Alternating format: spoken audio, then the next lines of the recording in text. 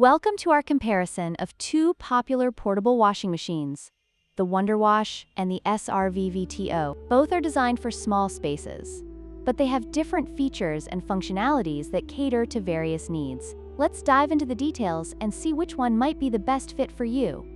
The WonderWash operates manually, requiring hand cranking to wash clothes, making it ideal for off-grid use. In contrast, the SRVVTO is electric, providing a more convenient washing experience with multiple wash modes and a built-in spin dryer.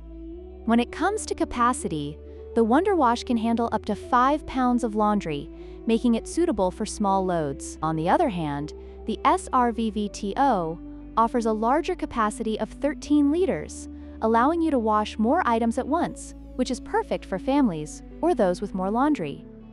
The WonderWash features a charming retro design that appeals to those who appreciate vintage aesthetics. In contrast, the SRVVTO boasts a sleek and modern look, making it a stylish addition to any contemporary laundry space.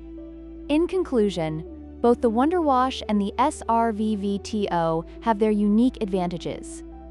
If you prefer a non-electric, manual washer with a retro feel, the WonderWash is for you.